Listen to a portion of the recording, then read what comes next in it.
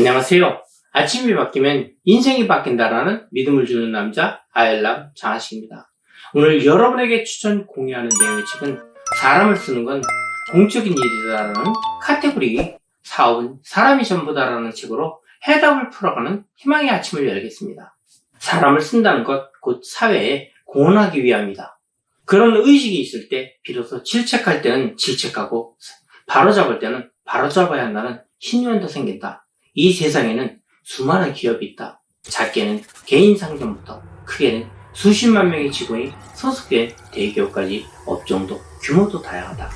그중 국가나 지자체가 출자한 기업을 공기업으로 그 외 민간 기업이나 상점을 사기업으로 부르는 게 보통이다. 확실히 누가 출자했느냐의 관점에서 보면 개인 상점은 물론 수많은 주주를 가진 주식회사도 모두 사기업임에 틀림없다. 법률적으로도 그 기업을 출자한 개별 주주들이 소유물이다. 하지만 형태상 혹은 법적으로는 사기업이라 해도 본질적으로는 이들 전부를 공기업이라 할 수 있지 않을까? 바로 모든 기업이 공공을 위해 또 사회를 위해 존재한다는 점 때문이다. 마을의 채소가게를 예를 들어보자. 기본적으로 채소가게의 비즈니스는 운영 당사자의 생계를 위해 이루어진다. 하지만 조금 다른 관점에서 보자면 마을 사람들은 채소가게에 있음으로써 언제든 쉽게 필요한 채소를 구할 수 있다. 만일 채소가게가 없다면 사람들은 스스로 재배를 하든 아니면 어딘가에 놓은 것까지 직접 살아가야 한다. 어느 쪽이든 오늘날의 도시 생활에서 거의 불가능에 가까운 일이다. 가령 그것이 가능하다 해도 그만큼의 수고와 시간이 소모된다. 이를 금전적으로 환산할 경우 상당히 비싼 채소가 될 것이다. 그러므로 채소가게의 비즈니스는 어떤 면에서 가게 주인의 생계를 위해 이루어진다고 볼 수 있지만 보다 큰 관점에서 보면 마을 사람들이 찾는 채소를 보다 저렴하고 편리하게 공급하기 위해 존재하는 공공물이라고도 할 수 있다. 결국 채소가게는 사기업이면서 동시에 공기업적인 성격을 띠는 것이다. 이처럼 영세한 채소가게를 할지라도 공공기업, 소위 사회의 공기업이라 할 수 있다. 이는 생선가게든 이발소든 마찬가지다. 하물며 거액의 자본을 모아 강대한 토지를 점유하며 다수의 임직원을 안고 사업하는 대기업은 형태상으로는 주식회사, 사기업일지라도 그 본질 속에는 세상의 것, 사회 공기라는 요소가 담겨 있다.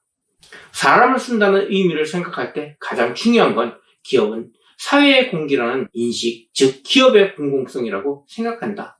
이 같은 인식 없이는 사람의 재능을 제대로 살렸을 수 없다. 상호 간의 비즈니스로 이루어진 사업은 나를 위해 단지 자신만의 이익을 위해 존재하지 않는다. 사람들의 생활을 향상시켜 사회를 더욱 발전시키기 위해 존재한다. 그렇게 세상에 공헌해가는 과정 속에서 자신의 일, 자신의 비즈니스가 갖는 존재의 의미가 크다. 경영자는 바로 이런 점을 반드시 자각해야만 한다. 그렇게 기업이 공기라는 인식을 가지면 그 기업의 활동에 사람이 쓰는 것도 모두 공적인 일이 된다.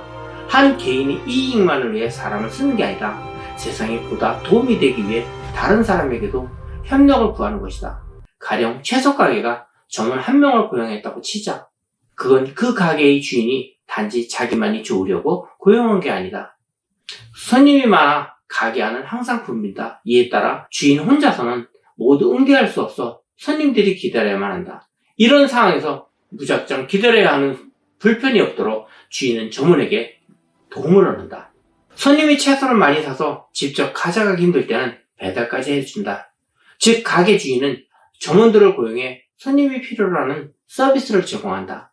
그것이 결과적으로는 고객들의 만족을 얻고 가게의 번창함으로도 이어지는 것이다. 이는 수많은 직원을 고용하는 대기업에서도 마찬가지다. 수만 명이 일하는 대기업에는 실로 다양한 직종이 있다. 그 어떤 업무도 혼자 다 할 수는 없다. 모두 다 그 기업이 사업을 통해 사회에 공헌하는 과정 중 필요한 일들이다. 그 필요한 일들을 위해 기업이 사람을 쓰는 것이다. 그러므로 형태상으로는 경영자가 사람을 고용하고 상사가 부하를 써도 실제로는 기업으로서의 공적인 사명을 달성하기 위해 각각이 필요한 일을 분담하는 것이나 다름없다. 다만 회사의 직책 구조는 조직 전체가 보다 원활하게 운영되기 위해 형태상 사용자와 피사용자의 입장으로 치환되는데 지나지 않는다. 이와 별개로 사람을 쓰는 건 어디까지나 나를 위해서가 아니라 공공을 위한 일이다. 이처럼 사람을 쓰는 게 공적인 일이라고 생각하면 비로소 그 지점에 하나의 신념이 생긴다. 사람을 써서 일을 하다 보면 때때로 질책을 하거나 주의를 줘야 할 때가 있다. 사실 그런 일들은 듣는 입장에서도 싫고 하는 쪽에서도 별로 내키지 않은 게 인지상정이다. 그래서 귀찮다는 이유로 또 하기 싫다는 이유로 피하는 경우가 대부분이다. 하지만 기업은 사회의 공기이며 사람을 쓰는 게 공적인 일이라 생각한다면 사적인 인정에 지나치게 얽매여서는 안 된다. 그래서 신념을 가져야 할 일을 말할 때 말하고 질책할 때는 질책해야 한다. 비로소 그 지점에서 기업이 갖는 저력도 발휘될 수 있다. 이와 동시에 단지 사적인 감정으로 사람을 질책하거나 치유해서도 안 된다. 물론 사람인 이상 그런 일들을 완전히 없앤다는 건 불가능할지 모른다. 하지만 사적인 감정에 좌우되지 않도록 항상 신경 쓰는 마음가짐 자체가 필요하고 또 중요하다. 어디까지나 사회의 공기로서 기업이 가진 사명에 비춰보고 항상 무엇이 바른지 생각하면서 사람을 쓰는데 심혈을 기울여야 한다.